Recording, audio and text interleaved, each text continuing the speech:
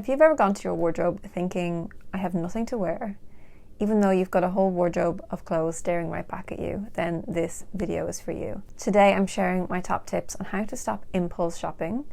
I'm currently doing a no buy November, and I know a few of you are as well because you let me know in last week's video. So I wanted to make this my next video, how to stop impulse shopping, because this is going to be the catalyst for change when it comes to improving your shopping habits, stopping that kind of impulsivity with shopping, and just being able to work through your shopping triggers and ultimately being able to finish your 1 month or however long no buy. Now, I'm not coming from a place of preachiness or that I know better than you in any way, because this was me not that long ago, and every so often it's me again. If I don't keep on top of what I've learned about my shopping habits and I don't remind myself of why I want to have less stuff, why I don't want to impulse shop, then I will do it. And I do it occasionally, but I think I'm so much better off now than when I used to do it all the time. And my wardrobe was full of things I didn't really love. I bought them impulsively. They didn't match my style. They weren't things I would realistically wear. So because I was impulse shopping, I was buying things either on sale, just because I could afford it, or even if I couldn't, because it felt like I was getting a discount. How many people are guilty of thinking something's on sale or it's a special offer, but you wouldn't have actually paid full price for it anyway? So yeah, my wardrobe was just this mishmash of all kinds of colors, all kinds of textures, different styles, different style personalities, like so many things that I personally just do not like, and that I've finally learned that I don't like those things. So now I never buy those things, not even impulsively. Fast fashion is just built in that way, that they are constantly trying to hook us in with sales, with ads, with promos, thinking that you are getting a special offer when in fact 99% of the time things are on sale or on promotion. Like, I feel like brands are just constantly putting out new promotions or discounts or whatever. So rarely do we even have to buy things full price anymore. And that almost makes you feel like you're getting a bargain, or that there's that FOMO of like, if I don't buy this now while it's on offer, then I'll miss out. When in fact, you're not going to miss out. And even if you did miss out on a sale, if it's that impulsive, chances are it's not something that you really wanted in your wardrobe long term. It's just in that moment. It's rarely about the item itself, and it's usually about the dopamine hit or that feeling of how this piece is going to change your life. Spoiler alert, it's not. I've learned the hard way. If you want tips on how to do no buy, definitely go back and check last week's video. But if you need tips on how to stop impulse shopping, then stick with me today. If you enjoy seeing content like this, then be sure to hit that subscribe button. Okay, the biggest tip I can give you is to understand why you buy. What are your shopping triggers? Is it a certain mood that makes you shop? Is it boredom? Is it sadness? Is it when you're happy, you actually like to celebrate and shop? Is it a certain scenario that causes you to shop, like a stressful day at work, and then you scroll and shop on your way home, or you pop into a shop after work on your way home because you're just trying to like treat yourself from having such a stressful day? Like, what is it that triggers your shopping habits? And the best way to figure these out is to track your shopping or your impulses for at least a month. So in my No Buy November, I have shared a free journal and a tracker that you can also get in the link below. You can just go straight to Google Drive and download it. This is ultimately, so whenever you feel that need to shop or that urge to shop, I want you to write down what just happened in your day, like what triggered it, like the time of day. Did you just have a bad day at work? Did you just have an argument with a friend? Like, are things just not going well in your life? You got some bad news? What is it that happened? So write all that down. Write what you wanted to buy as well. Keep track of those things, because I feel like when you look back at the end of the month of tracking, you might be like, oh, if I was in, like, I never would have bought that if I was in like my normal frame of mind. So it's kind of good to write what you would have bought as well, and just recognize whether you're impulsively buying things that you otherwise wouldn't have bought, or if you're, like I said, impulsively buying things that sometimes they would be things I'd buy, but I hadn't planned to buy them that moment, and then something bad happened, or I just, got in a bit of a mood and then I bought it. If you've never really sat down to think about what your shopping triggers are, you might be kind of, your mind's blank. You can't really think of any. But as they come up, it's just the easiest to document them that way. You might not even try and change your shopping habits at all. You might not be doing a no buy. That's totally fine. But when you shop or when you impulse shop, just write it down. How did you feel in the moment? What were you kind of looking to achieve from that impulsive purchase? Was it the item you wanted, or was it the feeling of buying something? Was it the feeling of, if I have this thing, my life will be different, or I will feel different, or people will treat me differently? That is such a trap that we can fall into. Like a certain outfit, you're like, people will take me more seriously if I dress like this, or people will think I'm more attractive if I wear this. Ultimately, the clothes don't really make much difference. It's the inner work that we need to do for those things. So that's a whole other story. Okay, step number 2 is to reconnect with your own wardrobe. Reconnect with what you already own. I know we said at the start, you look at your wardrobe, you think, I've got absolutely nothing to wear. But what are you actually wearing? Because you do dress yourself most days, I would assume. So you are wearing something. And whether you feel good in those clothes or not, it's still what you're reaching for. So maybe, keep track of the outfits you wear. Just take a picture in the mirror every day when you get dressed. See what it is you actually wear the most. Then see how those outfits make you feel. Do you like the outfits, or are you just wearing them because it's easy? And if you like them, then great, you can build on that. And if you don't, try and challenge yourself to pick one item in your wardrobe that you really love and build an outfit around that. For example, for me, it could be this jumper. It's super cozy, it keeps me warm, I love the fit, it's really oversized. So if I really wanted to feel good someday, I might put this on and then build an outfit around that. And it might be just leggings and a pair of boots and a trench coat, or it might be jeans and ballet flats, or it might even be a slip skirt and a heeled boot. There's so many things I can build with this one item. But because it's almost like a little safety blanket. Like, I really love this jumper and it makes me feel good and it keeps me warm, which in this weather also makes me feel good, then I know I'm going to enjoy my outfit, whatever I style with it, as long as it fits me and it's comfortable. I would also challenge you to pull some style inspiration. Like, what is your vision for your personal style?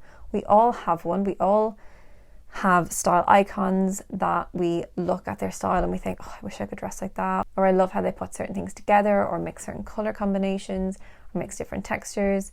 And we all have it within us to create our own unique personal style. It's kind of a mix of our personality with our style preferences, and then just like how we see things. Like, we all see things differently. Like, two textures might go together, or how two colors might go together that somebody else hasn't thought of, or hasn't just thought of in that way. And by you doing this work yourself, that's you creating your own personal style blueprint and putting your personality to it. You can also try coming up with your style words if you've never done that before, or if you haven't done it in a while. Pick 3 words that describe your style, or describe the style that you want to have, and use those 3 words to really anchor your wardrobe around and your outfits. So, for example, for me, I think I recently changed one of my words, but mine would be elevated. I want to look polished and put together every day. Grounded. I want to feel very at home and at peace in my style. I don't want to try too hard. I don't want to look like I'm dressing like somebody else. I want it to look and feel like me, and just feel really like chill and at home in my style. And then also relaxed as well. So kind of along the same lines as grounded. Relaxed, just again, not too forced. Very kind of comfortable clothing, like a really comfy oversized jumper, but I might mix that with something more tailored to balance that out. So it's still really elevated, but it's also grounded and very relaxed. So it's kind of mixing my style words together in my outfits is what gives it my personal touch, I think. And then part of, finding that style inspiration, whether it's on Pinterest, Instagram, in real life, whatever, go into your wardrobe and just try and recreate some of those outfits and see what pieces are coming up for you again and again. They will tend to be your kind of key pieces, and you could take a lot of what's in your wardrobe out of your wardrobe and put it into storage. Tackle it some other time. It doesn't have to be now. You can focus on the shopping habits and the shopping triggers first for a month, and come back to like the actual pieces in your wardrobe later. But have a little bit of fun putting together outfits from your own wardrobe. Figure out what you like to wear. And I think when you understand your style better and you start to feel better in your style, those impulses to keep buying more stuff to feel better about yourself, it will start to get better, it will, like, you will have those impulses less and less. Step 3 is to remove the temptations to shop. So unfollow people that just promote shopping a lot that you don't really feel aligns with you. So I don't really follow anyone who does like regular hauls or shops from brands that I don't want to shop from, that I think are not as sustainable or as ethical as I'd like my places where I shop from to be. Or even if I shop from those places an odd time, I still don't want people showing me a whole host of things from that brand and making me want any of it. I want to be able to make those decisions myself, and I don't want to be influenced on what is on the high street at the minute, because it's so easy when you see something and you're like, damn it, I didn't know that existed and now I want it. So unfollow, people, but also marketing emails, because every time we buy something from like an online shop, we are subscribed to their newsletter. I just like to unsubscribe like straight away. And another way to remove kind of the easiness of shopping is to remove your saved cards from your phone or from any of your shopping accounts, things like that. Just don't make it so easy to spend, and don't put yourself in that situation to be triggered. Like, think of this as like a shopping addiction. And if you were to think about this from like, if you were to say had a drug addiction or an alcohol addiction, you wouldn't put yourself in those situations to come up against drugs or alcohol. You would try and stay away from them. So as with shopping, try and stay away from that and not be as tempted as much as possible. Okay, so step 4 is how we kind of start shopping again, but in a much more intentional way. So we're going to create the 30-day rule. And this is where if you see something you like, you're putting it on a wish list and you're waiting a minimum of 30 days before you purchase the item. So I like to do a wish list either on a notes app on my phone or an Excel spreadsheet. But if it's on an Excel spreadsheet, make sure you're the kind of person to actually open up your laptop and look in an Excel spreadsheet. If you're not, just do it on the notes on your phone or text them to yourself or whatever. But it's handy to add the date that you have found this item. Otherwise, how are you supposed to count the 30 days?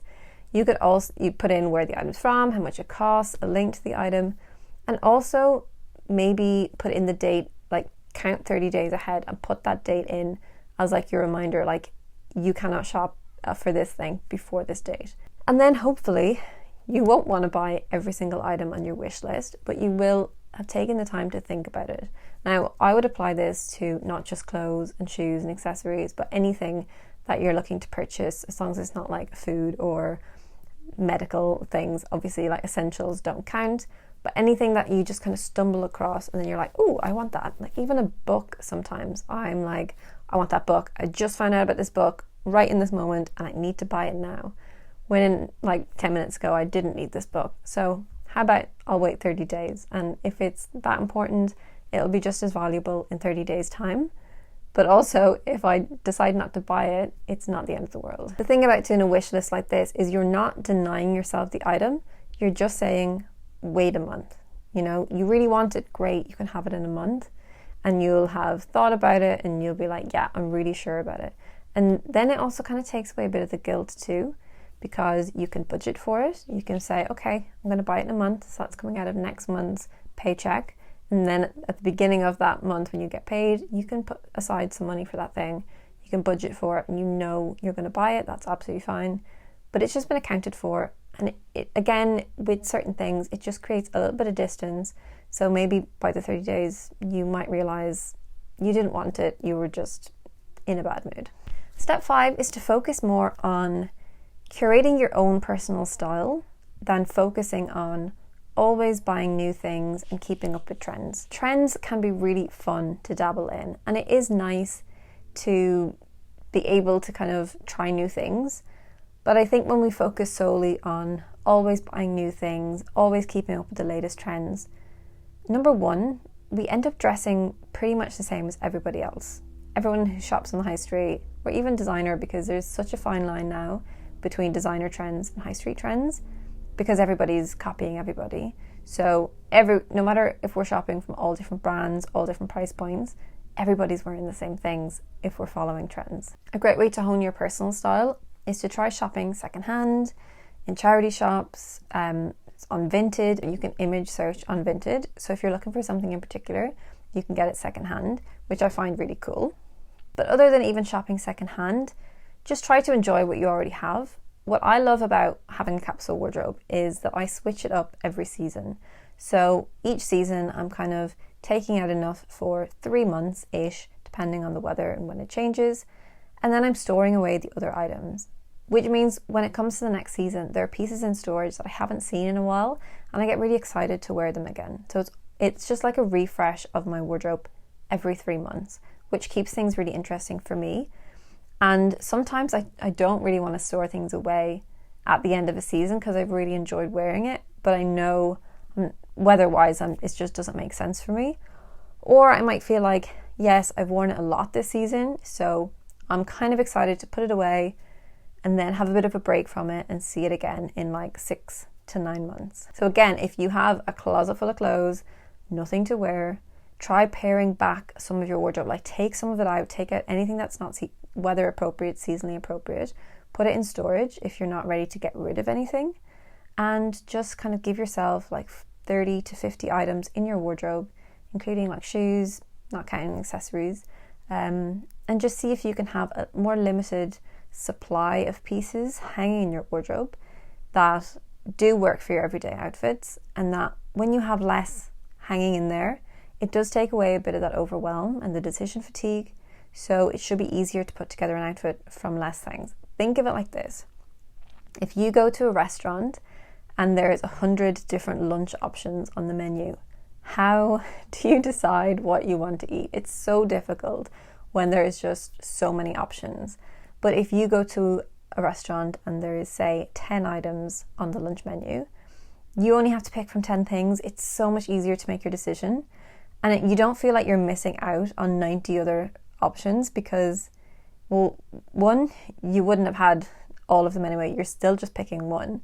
But it just makes it so much easier to choose when that overwhelm isn't there. So having less really is more. Step 6, and this really goes along with the idea of having a wish list, but let's make shopping super intentional. So when we do go out to buy something and we're trying it on, number 1, always try it on.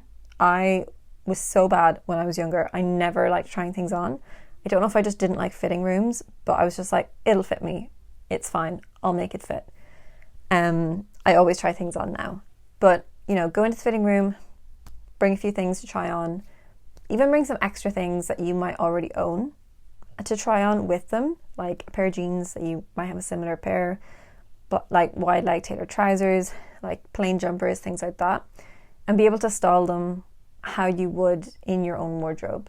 So instead of just trying something on to see, yeah, it fits, try on outfits with this item and then see, how am I going to wear this like 5 different ways in my wardrobe? 5 different things I can pair with this. If it's dresses, it's a bit different, but dresses, you can be like, can I dress this up? Will it work with a heel? Can I dress this down? Could I wear it with a boot and like a top layered underneath or over the top? How much versatility is this going to have in my wardrobe? Or is it just suitable for like wearing one way? Cost per wear is going to be super high. If that's the case, you want to get your cost per wear down as low as possible. And also, if you like a piece enough to invest your money in it, make sure it's versatile so you can wear it as much as possible. Another great question to ask is, do I own something similar? So while you might not have that exact item, or even something like, it's not a duplicate, but it serves the same purpose. So for example, if I was to go out and buy this jumper in like a brown color, it is different, but it doesn't serve any different purpose. So I already have a really cozy, warm, cashmere, oversized jumper. Do I need another cozy, oversized, warm, cashmere jumper in just a different shade? Now, if I only owned one jumper, then yeah, maybe having a second jumper would be great. But I also have other knitwear that's not as similar to this. So by adding in a piece that's too similar to this, either I'll wear this one less, or I won't wear the new one as much, or I won't wear either of them as much anymore.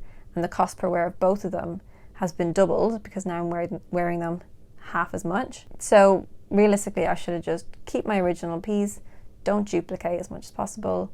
If I have something that serves the same purpose or is pretty much the same, because also my sister used to be so bad at buying stripy tops and stripy just so many like navy or black and white stripy tops. I don't think she realized she had so many. Because when it's something you really love and you see it, you're like, oh, I love it, I'm going to get it. But you forget that because you love it so much, you already own like 10 of them. Step 7 to avoid impulse shopping, and again, this comes back to styling your own wardrobe more, is to relearn the art of rewearing. Get used to wearing the same things over and over because they're pieces you spent your hard-earned money on. They are pieces that you have chosen to add to your wardrobe, which means you like them. They are your style and they're worth wearing because resources went into making them. So wear the same outfits over and over, wear the same pieces over and over. If you want to wear the same coat every day of the week to work, wear the same coat. That's pretty much what I'm doing at the minute because it's my warmest and coziest coat. I don't need to have a different coat for different days. I just wear the same coat every day. My outfit underneath is probably slightly different. Might, rewear one or two of the same pieces throughout the week. But also, who cares? I don't think anybody notices. And if they do, it's possibly because they liked my outfit and that's why they noticed in the first place. So no one's really going to care if you wear the same thing. What I love to do is if I'm working in kind of like two different places, like maybe I'm in the office one day, maybe on a shoot another day, and I'm seeing a completely different set of people, I'll just rewear one of my outfits because I might have seen it already, but they haven't. So I wear it twice in the 1 week to work. No one sees me wearing the same thing twice. But again, if they did, it really doesn't matter. Okay, so they were my 7 tips to help you with your impulse shopping.